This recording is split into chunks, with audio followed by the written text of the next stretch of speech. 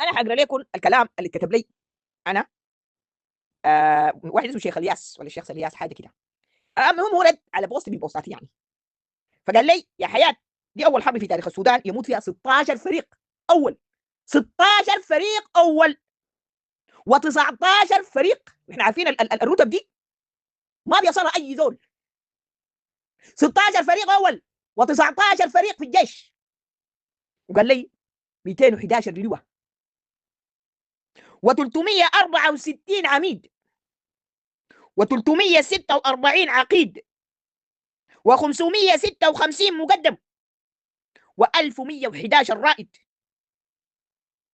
و223 نقيب و5000 ملازم اول و6000 ملازم و123,000 عسكري والضباط اغلبهم شماليين. ديل في حرب الجنوب اللي استمرت 20 سنه ما حصل مات فريق اول او لواء او ما دونه. الحرب الحاليه استمرت سنتين فقط مات هذا العدد كله.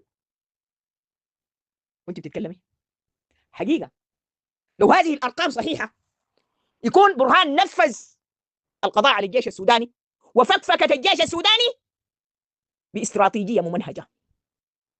والان مشى يلاقي الامريكان عشان يباركوا له ويخلوه في الكرسي. طرطور قاعد لسه، لو في زول لسه باقي عشان يتم عليه. والان المصباح ده ادوه المصريين تاشيره، ما في زول خطر بيدو تاشيره عشان يخد دولته.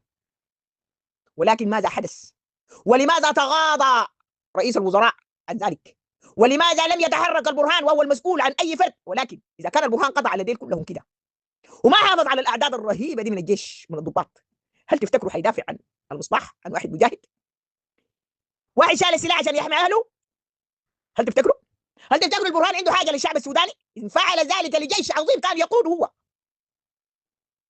اذا من هو البرهان؟ وماذا يفعل البرهان بالسودان؟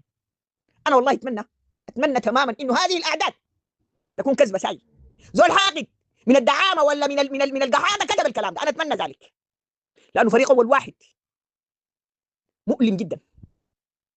ولكن نعرف اللواءات، لواء بحر ياسر فضل الله، اللواء ايوب، اللواء ضياء الدين، اللواء نحن عارفين. اذا ماذا تنتظرون من البرهان؟ احنا الان دوله منهاره. يعني دوله منهاره دي ما فيها حكومه خالص، لانهم عارفين القاعدين ديل ما شغالين للدوله، ما عندهم حاجه للدوله. ومعهم من في الخارج من صمود وبمود وكل هؤلاء العملاء الذين باعوا البلاد لصالح جيوبهم. ليه؟ لانهم كانوا بيوتهم بالجالوس وبتقع في المطر، لانهم ما بيجتهدوا، لانهم فاشلين، لانهم قروشهم كلها في السكر والبنات والعربده والكلام الفارغ، لانه ما في زول فيهم فاضي عشان يبني البيت بتاع الجالوس ده لاهله عشان يعملوا لهم بطوب ولا يعمل له قشره بالاسمنت. لكن اسهل طريقه في انك انت تكون ناشط سياسي بتدمر بلدك وتبيع وتشيل على قروشك، وما حيرجع يعمل بيت الجالوس، لكن حيمشي يعمل بيه عربده وكلام فارغ وسكن في خارج البلاد. اذا كان المسؤول الاول اولاده برا السودان فماذا تريدون وماذا تتوقعون منه؟ يعني كداسي اتحدى اي زول يقول لي احنا اجتمعنا وكان في حاضنه سياسيه وكان في دراسات وكان في كده، يا برهان امشي لاقي الزول ده في سويسرا او امشي لاقي نتنياهو في كمبالا. لكن الود الكويس اللي بيقول لك انت كويس وبيشتري الشقق في القاهره صار قال كده بيمشيه، لانه هو ذاته بينزل له الاوامر المنبر ده ذاته ما فيه حيل عشان يعمل حاجه. ولكن هل نحن نهاجم على يدين ولا نهاجم المقاعد على يدين معاه والرافض الناس الثانيين والرافض اي كلام بيجي لصالح الوطن؟